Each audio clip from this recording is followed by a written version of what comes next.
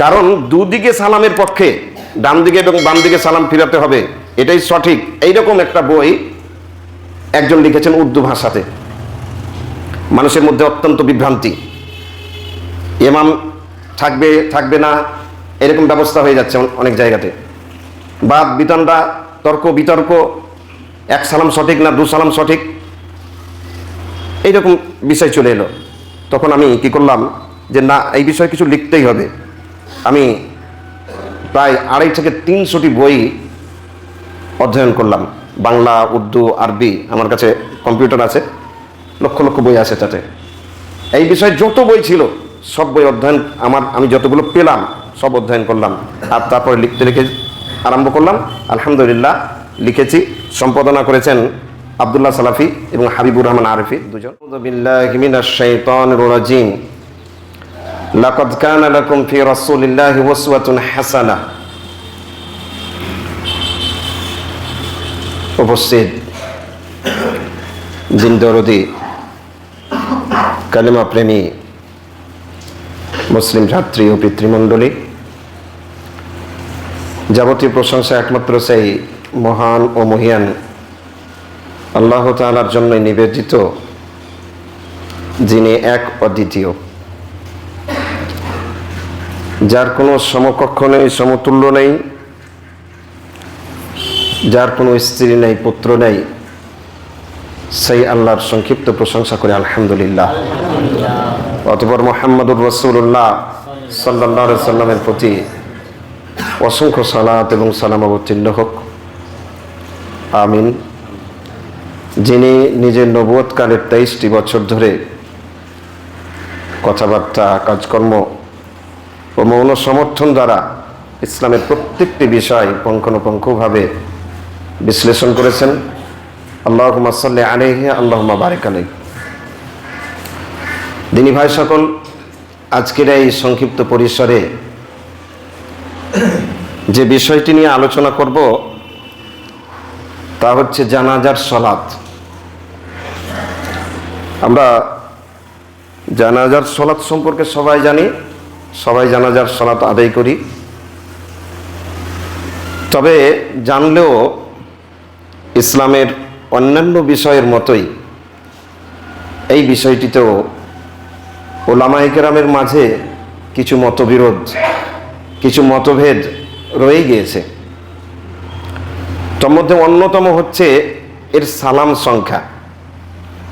আমার হাতে একটা বই দেখছেন আপনারা, বইটির নাম হচ্ছে জানাজার সালাতের সালাম সংখ্যা। বইটির লেখক আমি। প্রায় 20টি বই লিখেছি আলহামদুলিল্লাহ। তার মধ্যে এখন 3টি ছেপেছে। একটা আমার হাতে দেখছেন, আরও একটা কলকাতায় আছে, হয়তো আজকেই ওখান থেকে ট্রান্সপোর্টের দিবে। আর একটা এর আগে ছেপেছিল ছোট করে বই।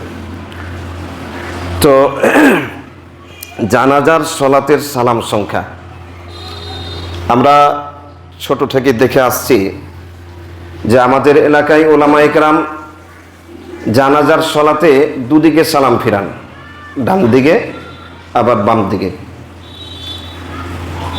আমরা কোনোদিন শুনিনি ছোটতে যে একদিকেও সালাম ফিরতে হয়, একদিকে সালাম ফেরাও সঠিক, এরকম কথা। এক সালামের কোনো কথাই আমরা জানতাম না। কিন্তু যখন জামিয়া ইসলামিয়া সানাবিল গেলাম, দিল্লি পড়তে গেলাম, ওখানে গিয়ে জানলাম যে এক সালামটাও জায়েজ। যখন ওখান থেকে মদিনা গেলাম, মদিনা আমি পড়তে যাইনি, একটা লাইব্রেরিতে কিছু গবেষণা করার জন্য গিয়েছিলাম। তো ওখানে গিয়ে জানতে পারলাম যে না, এক সালামটাই উত্তম, এক সালামটাই বেশি ভালো। কিন্তু ওখান থেকে যখন আমি বাড়ি এলাম, বাড়ি আসার পরে পাকিস্তানের বর্তমান মুহাদ্দিস, এখন বর্তমান নেই, উনি অতীত হয়ে গিয়েছেন কয়েক বছর আগে, হাফেজ জুবাইর আলী জেই রহমাতুল্লাহ আলাইহি, ওনার একটি বই পড়লাম, ফাতাওয়া ইলমিয়া। বইটাকে দ্বিতীয় নামেও জানা হয় তাওযীহুল আহকাম। ওই বইটি পড়তে গিয়ে দেখলাম যে উনি দু সালামের সমস্ত হাদিসকে যায়েদ বলেছেন। কোনো সহিহ বা হাসান চলার মতো কোনো হাদিস নাই। আশ্চর্যিত হলাম। আর তার কয়েকদিন পর আমাদের মুর্শিদাবাদের অত্যন্ত প্রসিদ্ধ আলেম আনোয়ারুল হক ফৈজি হাফিজাহুল্লাহ ওয়াতাওয়াল্লাহ উনি এই এর উপরে লিখলেন, সরল পথে লিখলেন কিছুটা। আর তারপরে ওমরপুরে একটা জানাজা পড়ালেন এক সালামে, ডান দিকে শুধু সালাম ফিরালেন। এবার আমার কিন্তু কৌতূহল জাগলো যে বিষয়টা কেমন, শুধু কি একদিকে সালাম ফিরাতে হবে? আনোয়ারুল হক ফৈজি তো বলছেন একদিকেই সালাম ফিরাতে হবে। আমি তো অত বড় আলেম নই, মাদানী আলেম নয় বা আরো কোনো বড় আলেম নয়, কিন্তু তারপরেও আলহামদুলিল্লাহ কিছু লোকের ভরসা আছে, কিছু লোক মনে করেন যে আমি কিছু জানি।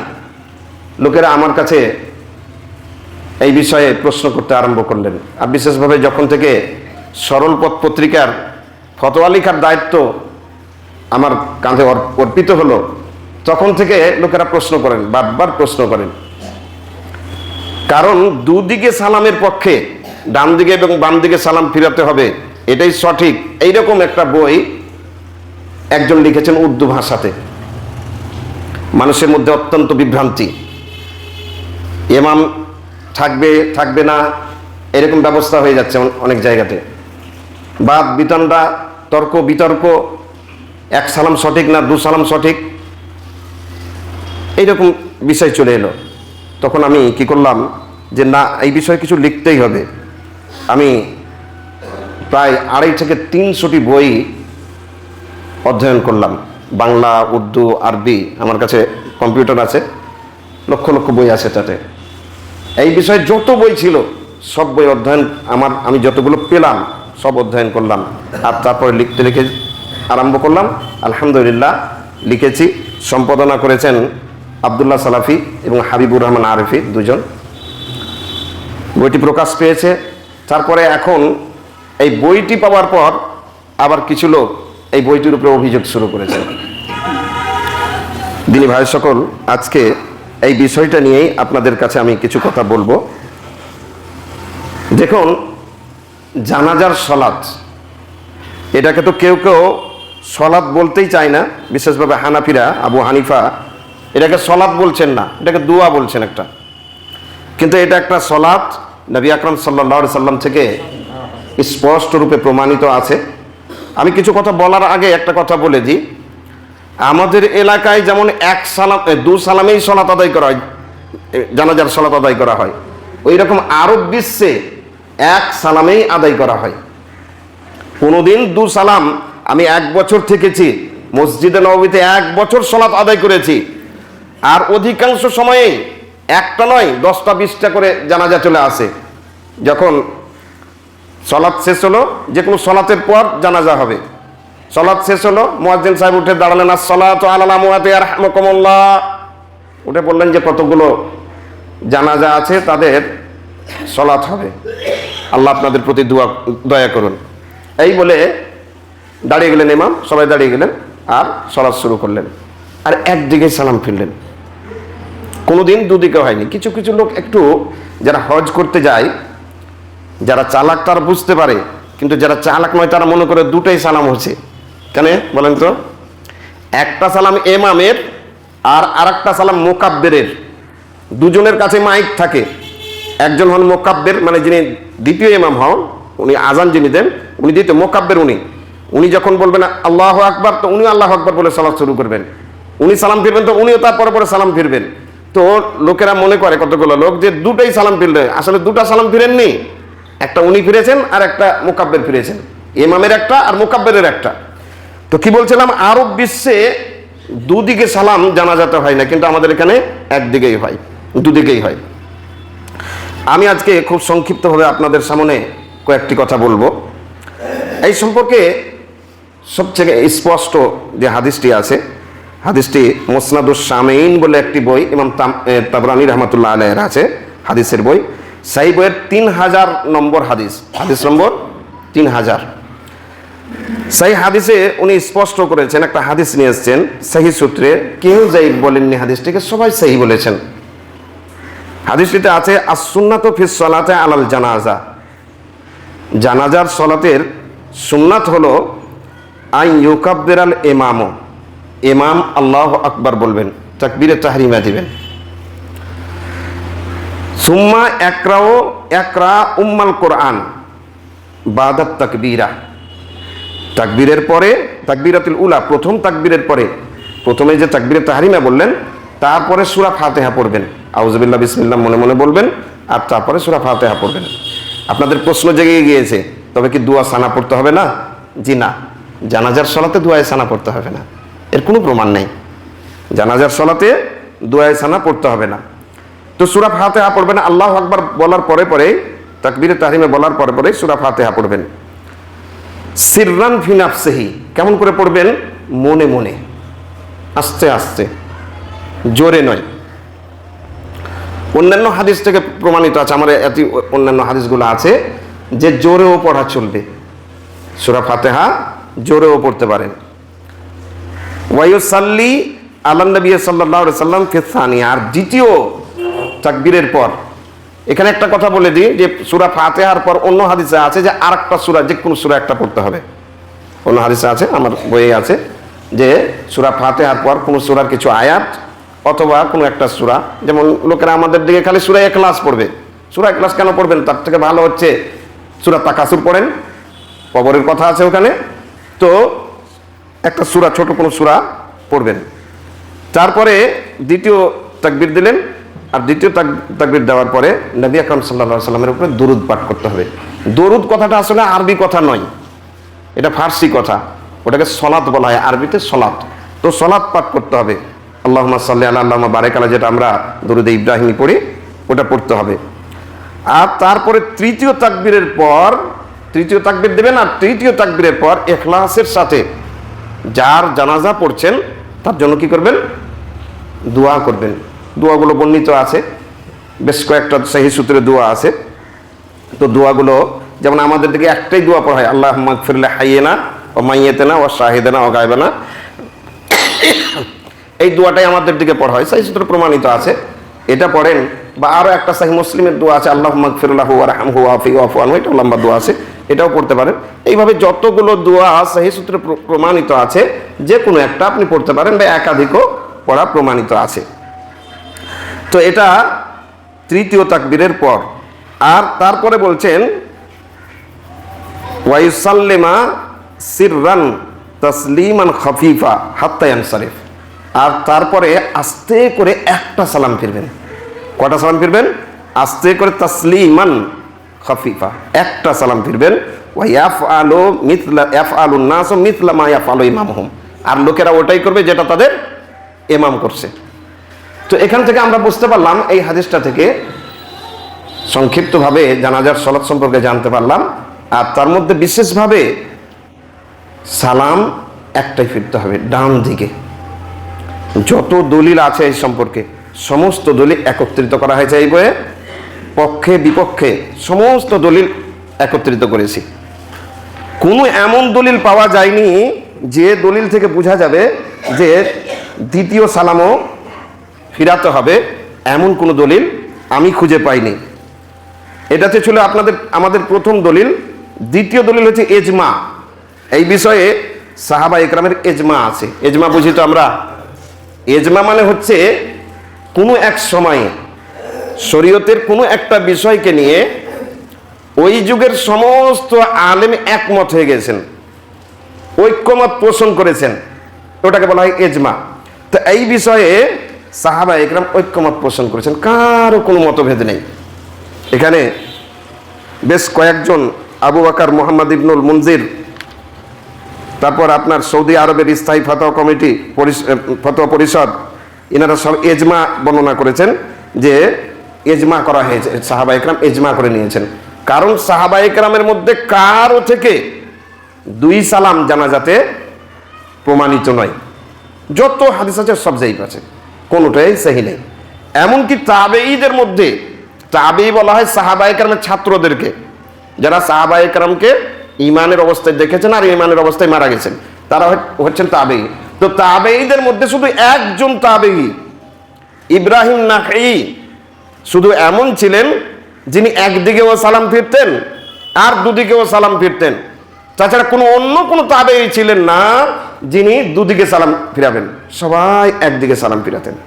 তো আমরা বুঝতে পারলাম যে আল্লাহর নবী, সাহাবা ইকরাম এবং একজন তাবেঈ বাদে সমস্ত তাবেঈর এর উপরে ইজমা আছে যে একদিকেই সালাম হতে হবে, দ্বিতীয় দিকে সালামের কোনো সহি দলিল নেই। কিন্তু এখানে একটা হাদিস যেটা পেশ করা হয় মূল দলিল বিপক্ষে, একটা দলিল শুধু আপনাদেরকে বলি। দলিলটি আপনার আছে আল মুজামুল কবির লিত-তাবরানী, হাদিস নাম্বার 10,022। এই হাদিসটিকে নিয়ে মতভেদ। এই হাদিসটি যদি কার্যকরী হয়ে যায়, গ্রহণযোগ্য হয়ে যায়, তবে দুদিকে সালাম ফিরাও প্রমাণিত হয়ে যাবে। আর যদি এটা গ্রহণযোগ্য না হয়, তবে দুদিকে সালাম ফিরা জায়েজ হবে না। এই হাদিসটাকে নিয়ে মতভেদ। যারা বলছেন যে দুদিকেও সালাম ঠিক আছে, একদিকে সালাম ভুল, এটা কেউ বলেননি, কারো ক্ষমতা নেই বলার। কারণ আল্লাহর নবী আমল করেছেন, আল্লাহর নবী বলেছেন, সাহাবা ইকরাম আমল করেছেন, সাহাবা ইকরাম বলেছেন, তাবেঈগণ আমল করেছেন, ওলামায়ে মুজতাহিদিন বর্ণনা করেছেন। আমি 20টি ওলামায়ে ইকরামের এক এক করে একবারে তাহকিক সহ মতামত বর্ণনা করেছি যে সবাই এক সালামের কথা বলছেন, সবাই এক সালাম। পরবর্তী ওলামায়ে ইকরামদের মধ্যে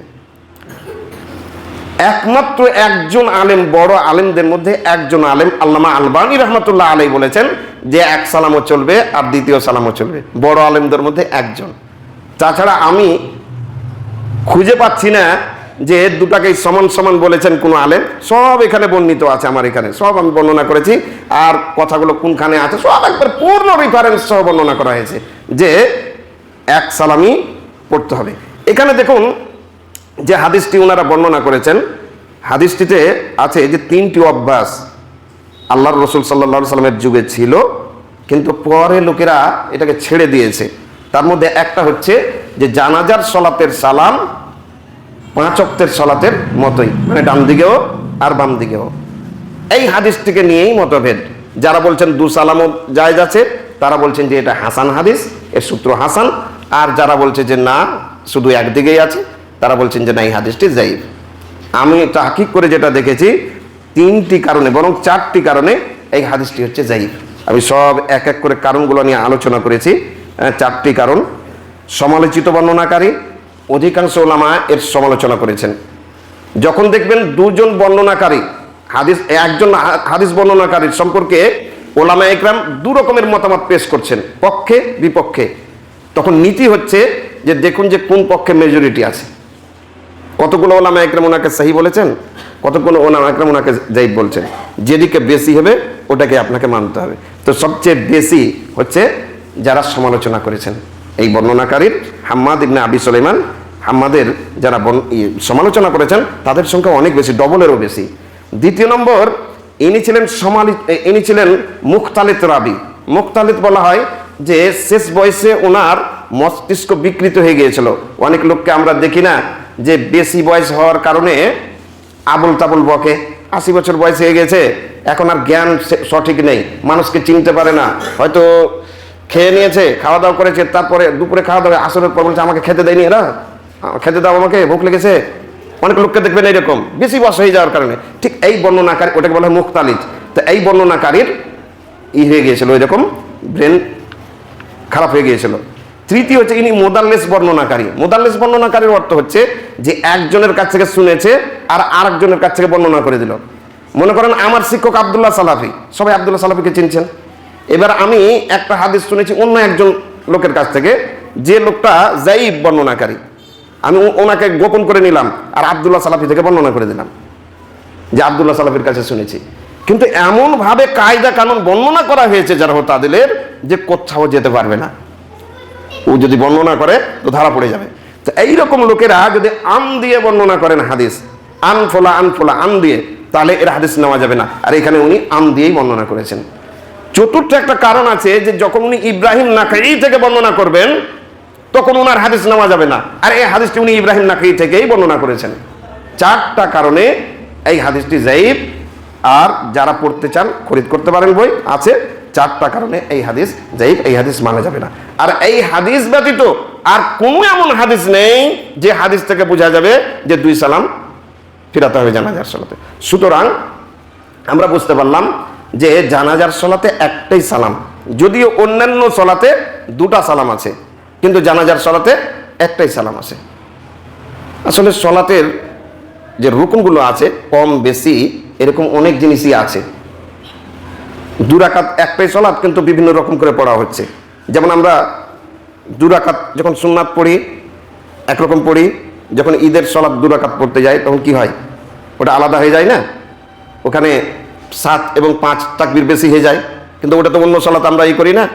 অনুরূপভাবে যখন জানাজাতে যাচ্ছি তখন তো রুকু সাজদা কিছুই থাকে না, দাঁড়িয়ে দাঁড়িয়ে সলাত হয়েছে।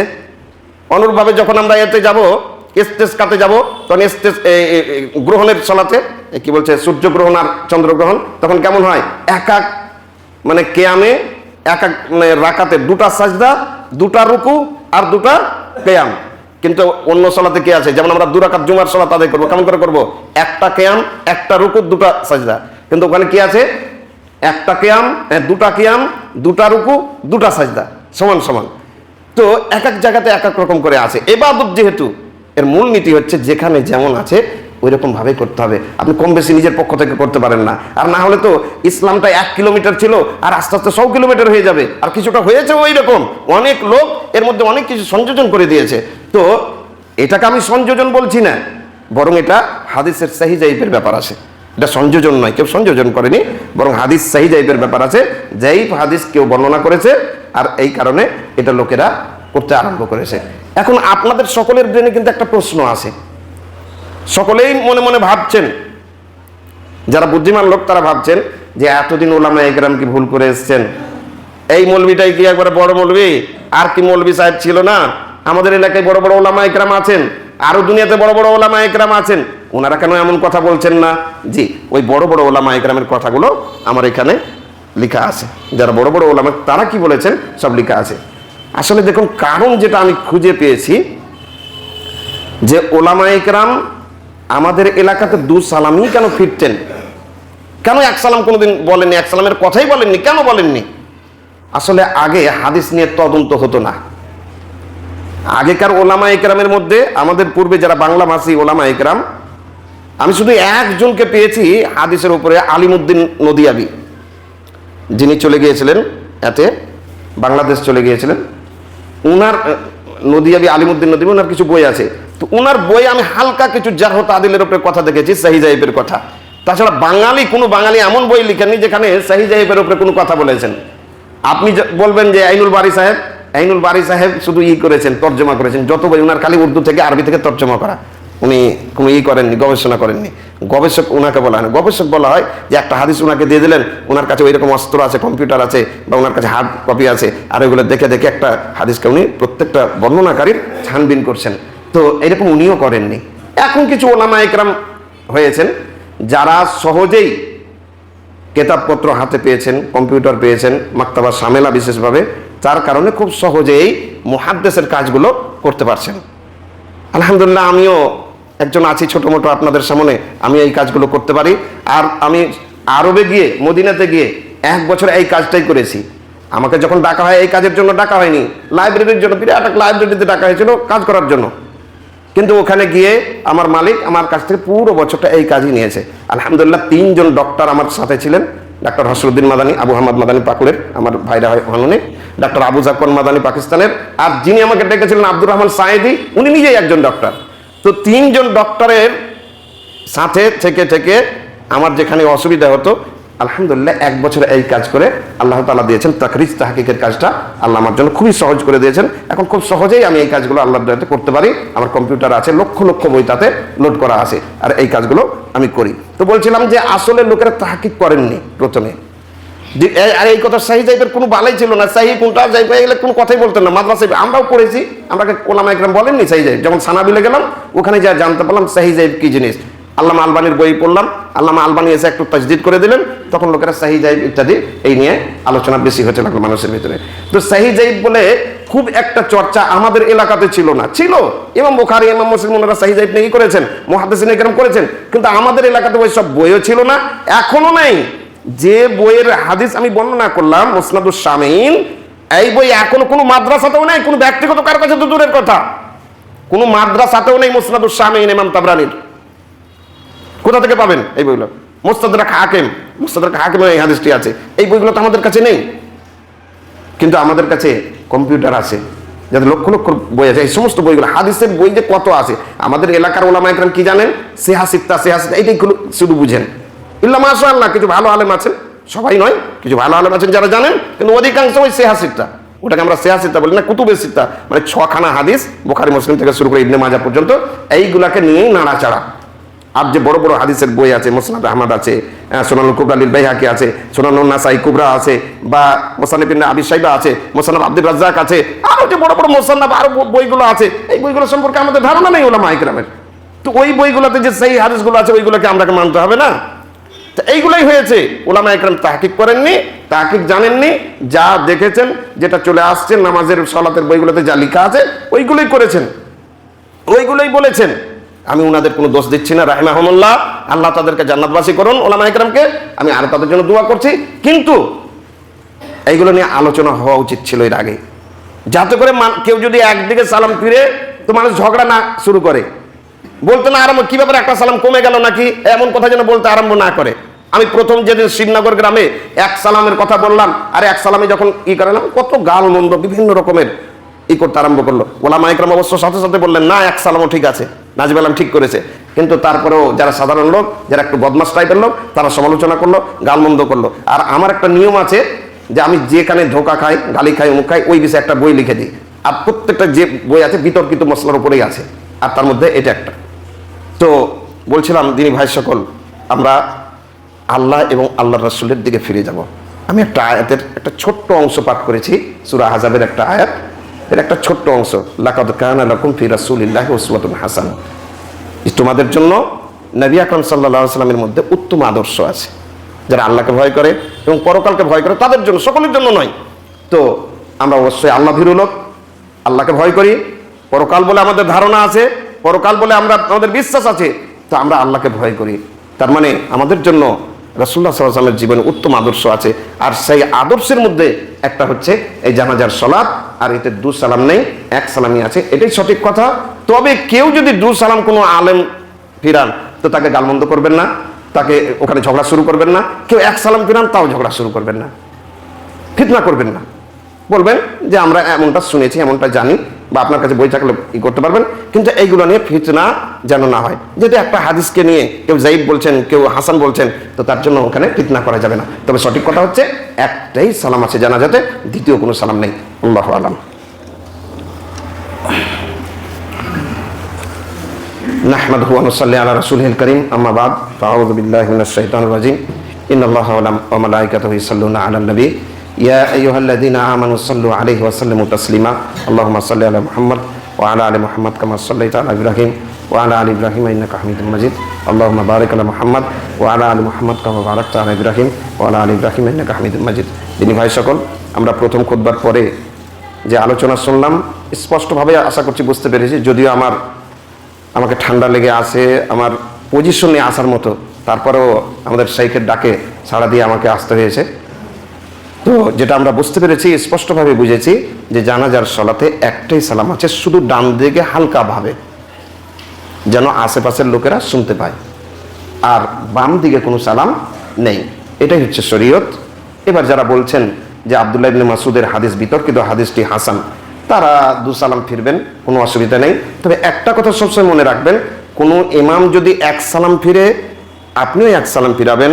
কোনো ইমাম যদি দু সালাম ফিরে, তা আপনিও দুই সালাম ফিরাবেন। এমনটা নয় যে ইমাম দু সালাম ফিরাচ্ছে আর আপনি এক সালাম, এটা হবে না, অনুকরণ করতে হবে তখন। তো যদি ইমাম দু সালামই করে, দু সালামই। ফিতনা করবেন না, কোনো সময়তে কোনো বিষয়কে নিয়ে, বিশেষভাবে শরীয়তের কোনো বিষয়কে নিয়ে ফিতনা করার চেষ্টা করবেন না, কাউকে গালমন্দ করবেন না, যেহেতু মতভেদপূর্ণ বিষয়। আল্লাহর কাছে দোয়া করব, আল্লাহ তাআলা যেন আমাদের সকলকেই আল্লাহর জন্য, আল্লাহকে সন্তুষ্ট করার উদ্দেশ্যে এবং মুহাম্মদুর রাসূলুল্লাহ সাল্লাল্লাহু আলাইহি সাল্লামের রীতি নীতি তারিকা পদ্ধতি অনুসরণ করে প্রত্যেকটা আমল করার তৌফিক দান করেন, যাতে করে আমরা এই করে জান্নাতুল ফেরদাউসের অধিকারী হতে পারি। আমিন। আকুলু কাউলি হাযা আস্তাগফিরুল্লাহ লি ওয়া লাকুম ওয়া লিসাইরিল মুমিনিন ওয়া সাল্লাল্লাহু আলা নাবিয়িনা মুহাম্মদ ওয়া আলা আলিহি ওয়া সাহবিহি আজমাইন। আসসালামু আলাইকুম ওয়া রাহমাতুল্লাহ।